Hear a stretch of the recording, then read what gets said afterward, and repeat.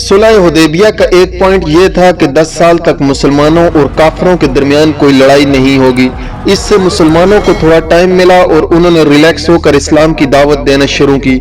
इस्लाम कबूल करने के बाद सहाबा की जिंदगी बाकी अरबियों से बिल्कुल मुख्तलिफ हो चुकी थी, जिससे अरब के लोग बहुत इम्प्रेस हुए और आहिस्ता आहिस्ता बहुत सारे लोग इस्लाम की दावत कबूल करने लगे। इन सब में मक्का के दो बहुत इंपॉर्टेंट लोग खालिद बिन वलीद और अमर बिन आस भी थे।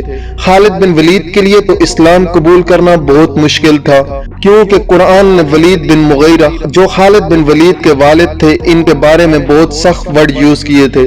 और अरब में खानदान स्पेशली बाप की इज्जत सबसे इम्पोर्टेंट चीज होती थी, लेकिन फिर भी खालिद बिन वलीद अपने वालिद और पूरे खानदान के खिलाफ जाकर इस्लाम कबूल कर लिया। आहिस्ता आहिस्ता इस्लाम फैलता गया और रसूलुल्लाह सल्लल्लाहु अलैहि वसल्लम ने एक एम्बेसडर रोमन एम्पायर की तरफ भेजा, लेकिन इस एम्बेसडर को गसानी किंगडम ने बहुत ही बुरी तरह कत्ल कर दिया। ये गसानी किंगडम अरब और रोमन एम्पायर के बिल्कुल बीच में था और ये गसानी किंगडम रोमन एम्पायर की एक वेसल स्टेट थी। वेसल स्टेट मतलब पैपेट स्टेट। गसानी किंगडम का एम्बेसडर को मारना जंग के ऐलान जैसा था, और सिर्फ इस जमाने में नहीं बल्कि आज भी यूएन चार्टर्स में एम्बेसडर को मारना सबसे बड़े क्राइम में से एक है। रसूलुल्लाह सल्लल्लाहु अलैहि वसल्लम को जब पता चला तो उन्होंने फौरन 3000 लोगों की फौज जमा की और रोमन एम्पायर पर हमले का फैसला किया। ये फौज मुसलमानों की सबसे बड़ी फौज थी। इससे पहले मुसलमानों ने इतनी बड़ी फौज कभी जमा नहीं की थी। रोमन एम्पायर इससे कुछ अरसा पहले पर्शियन एम्पायर से एक बहुत खतरनाक जंग जीत चुकी थी, और रोमन और पर्शियन एम्पायर इस जमाने की दो बड़ी सुपर पावर थी। जिस तरह आज अमेरिका और चाइना है, और इस जंग में कौन जीतेगा ये कुरान ने इस जंग के खत्म होने से पहले ही बता दिया था। ये रोमन एम्पायर का पीक का दौर था। इससे पहले अरबों ने रोमन एम्पायर पर कभी भी हमला नहीं किया था, और रोमन एम्पायर से जंग करना बिल्कुल सुसाइड समझा जाता था। जब अरबों को पता चला कि सिर्फ 3000 मुसलमान रोमन एम्पायर पर हमला कर रहे हैं, तो उन्होंने बहुत मजाक उड़ाया और कहा कि इन 3000 में से एक भी बंदा जिंदा बचकर वापस नहीं आएगा, और रोमन एम्पायर इसके बाद मदीना पर हमला करके मुसलमानों को खत्म कर देगी। रसूलुल्लाह सल्लल्लाहु अलैहि वसल्लम ने इस फौज का लीडर ज़ैद बिन हारिसा रज़ियल्लाहु ताला अन्हु को बनाया। इस्लाम से पहले ज़ैद बिन हारिसा को रसूलुल्लाह सल्लल्लाहु अलैहि वसल्लम का बेटा माना जाता था, और बाकी फौज को बताया कि अगर ज़ैद बिन हारिसा शहीद हो जाएं तो तुम्हारा नेक्स्ट लीडर जाफिर बिन अबू तालिब होगा, जो हजरत अली रज़ियल्लाहु ताला अन्हु के भाई थे, और अगर जाफिर भी शहीद हो जाए तो तुम्हारा लीडर अब्दुल्ला बिन रवा होगा। और उन्हें कहा कि इस जगह पर जाओ जहां उन्होंने हमारे एम्बेसडर को शहीद किया था, और उन्हें इस्लाम की दावत दो। अगर ये लोग इस्लाम कबूल न करें सिर्फ और सिर्फ तब इनसे लड़ाई करना, और हाँ किसी बच्चे, बूढ़े या औरत को अंडर एनी सर्कमस्टेंसेस नुकसान नहीं पहुंचाना, और दरख्तों को भी नहीं काटना। ज़ैद रज़ियल्लाहु ताला अन्हु 3000 की फौज लेकर रवाना हुए तो रास्ते में उन्हें पता चला कि रोमन्स 2 लाख फौज लेकर मुसलमानों की तरफ आ रहे हैं। 2 लाख 3000 वर्सेस 2 लाख। इस एनिमेशन को देखें, इससे अंदाजा होगा कि इन दो फौजों में कितना बड़ा डिफरेंस था। ये है एग्जैक्टली 3000 लोगों की फौज, और इसके सामने ये है 2 लाख की फौज। कुछ वेस्टर्न स्टोरियंस कहते हैं कि ये 2 लाख नहीं बल्कि इससे कम थे, लेकिन सब ये मानते हैं कि रोमन्स मुसलमानों से बहुत ज्यादा थे। मुसलमानों के एक ग्रुप ने सोचा कि हमें मदीना से और फौज का इंतजार करना चाहिए, लेकिन मुसलमानों के तीसरे जनरल अब्दुल्ला बिन रवा ने कहा कि हम जंग या तो जीतेंगे या शहीद होंगे, जंग छोड़ के जाने वाला कोई ऑप्शन नहीं है।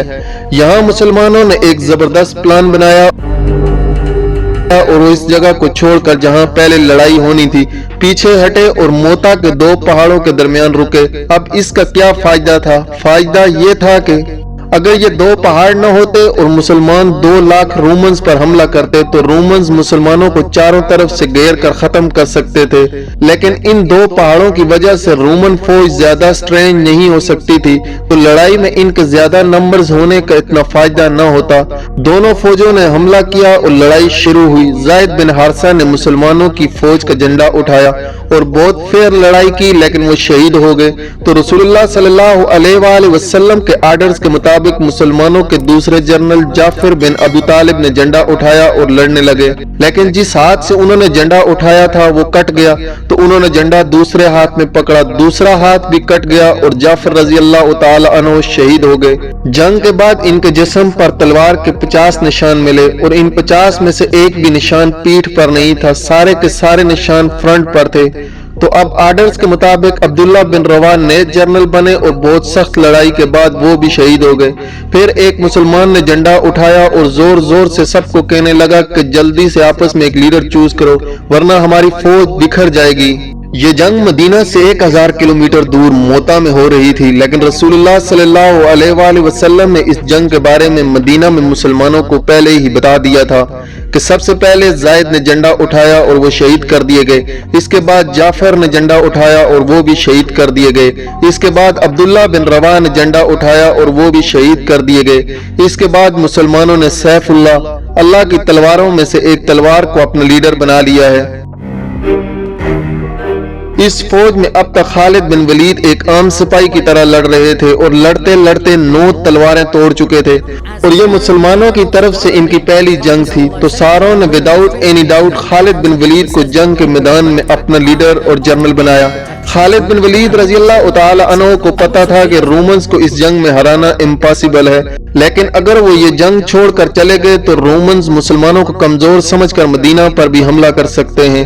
तो अब मुसलमानों को एक ऐसी गेम खेलनी थी कि मुसलमान वापस भी चले जाएं और रोमन्स उन्हें कमजोर समझकर इन पर हमला करने भी न आए। तो इस रात खालिद बिन वलीद रजी अल्लाह तआला अन्हु ने अपनी फौज को रीशफल किया, मतलब राइट वालों को लेफ्ट और पीछे वालों को आगे किया। अगले दिन जब जंग शुरू हुई तो पहाड़ों से धुआं उठने लगा और कुछ ड्रम्स की आवाजें आना शुरू हुई। रोमन्स को लगा कि मुसलमानों की मदद के लिए मदीना से एक बहुत बड़ी फौज पहुंच गई है और आहिस्ता आहिस्ता मुसलमानों की फौज बहुत ही ऑर्गेनाइज्ड और प्लान तरीके से जंग से पीछे हटने लगी। ऐसे लग रहा था कि मुसलमान चाहते हैं कि रोमन्स इनका पीछा करें और वो इनको ट्रैप करें। रोमन्स ने सोचा कि मुसलमान हमारे साथ बहुत बड़ी गेम खेल रहे हैं, ये चाहते हैं कि हम इनका पीछा करें और ये ओपन डेजर्ट में अपनी फौज के साथ हमें खत्म कर दें। रोमन्स ने यह सब देखकर मुसलमानों का पीछा नहीं किया और मुसलमानों की फौज आहिस्ता आहिस्ता वहां से पीछे हटकर मदीना पहुंच गई। इस जंग में मुसलमानों की फौज को रोमन्स के मुकाबले में बहुत कम नुकसान हुआ।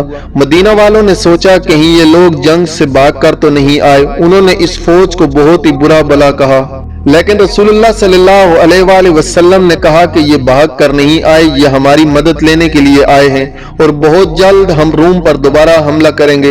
ये जंग तो रोमन्स और मुसलमानों के दरमियान थी, लेकिन पूरा अरब इस जंग को बहुत गौर से देख रहा था, क्योंकि पहली बार अरब ने रोमन एम्पायर की ताकत को चैलेंज किया था। और जब उन्होंने देखा कि 2 लाख फौज से लड़ने के लिए सिर्फ 3000 गए और ठीक ठाक वापस भी आ गए, तो ये अरब की तारीख में बहुत ही इम्पॉसिबल काम हुआ था, जिससे बाकी अरबों के दिल में मुसलमानों के लिए बहुत इज्जत पैदा हुई।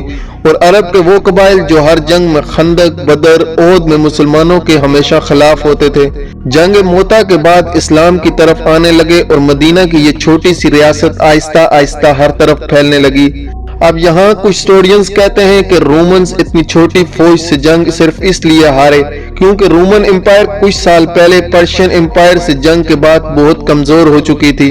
इस जंग में पर्शियन एम्पायर ने रोमन एम्पायर को बिल्कुल तबाह बर्बाद कर दिया था, लेकिन इसी टाइम कुरान की सूरह रूम में कहा गया था कि ये जंग पर्शियन नहीं बल्कि रोमन्स जीतेंगे। और ये भी एक बहुत इंटरेस्टिंग स्टोरी है जिस पर ऑलरेडी मैंने एक वीडियो बनाई है, आप उसे चैनल पर जाकर देख सकते हैं। सब्सक्राइब।